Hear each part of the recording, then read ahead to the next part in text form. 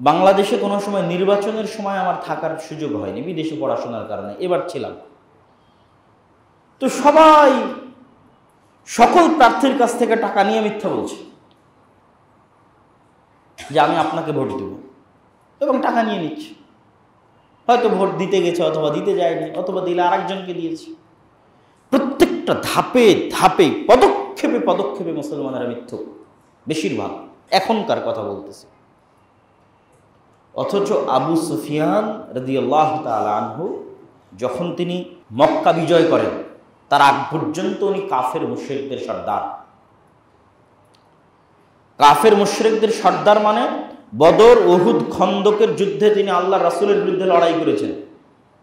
বদরের যুদ্ধে প্রধান সেনাপতি ছিল আবু জাহাল। উহুদ এবং খন্দকের যুদ্ধে প্রধান সেনাপতি ছিলেন আবু সুফিয়ান।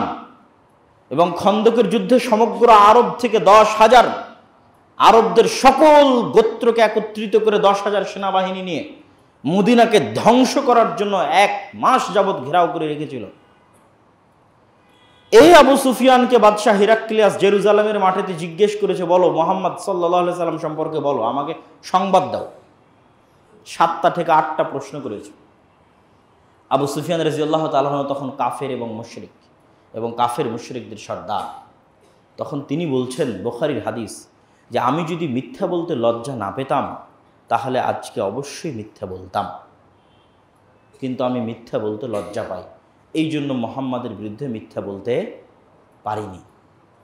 অথচ না কোনো ওখানে অডিও রেকর্ডার আছে, না কোনো ভিডিও আছে, না কোনো ক্যামেরা আছে। আর আমার চিরশত্রু, যাকে আমি মারতে চাই, যাকে আমি হত্যা করতে চাই, যার ইসলামকে ধ্বংস করতে চাই, তার সম্পর্কে আমাকে জিজ্ঞেস করা হচ্ছে, বলো মুহাম্মদ সম্পর্কে। আর আমি উত্তরে বলছি যে আমি যদি মিথ্যা বলতে লজ্জা না পেতাম তাহলে আমি মিথ্যা বলতাম, অথচ আমি কাফের এবং মুশরিক।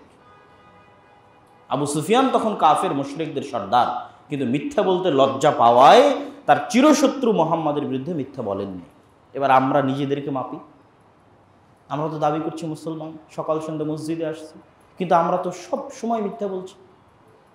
রুজি রুটি, চাকরি বাকরি, সকল ক্ষেত্রে মিথ্যা বলছি। ব্যবসা বাণিজ্য 24 ঘন্টা আমাদের মিথ্যার উপর। আমি তো দেখতে পাচ্ছি মুসলমানদের জীবন, ইংল্যান্ডে তো দেখে আসলাম, আমার আশেপাশে তো দেখতে পাচ্ছি যারা নিজেদের মুসলমান দাবি করছে, তারা তো সবাই মিথ্যা বলছে, সকাল সন্ধ্যা মিথ্যা বলছে। দেশের সর্বোচ্চ স্তর থেকে সর্বনিম্ন স্তর পর্যন্ত সবাই মিথ্যুক। তাহলে আপনি মুসলমানেরা কেন অধঃপতিত হবে না বলেন? কেন তারা গোলামির জীবন যাপন করবে না? এটার সারমর্ম আমি দিয়েছি যে আজকের যুগের মুসলমানেরা হচ্ছে এই যুগের বানু ইসরাইল।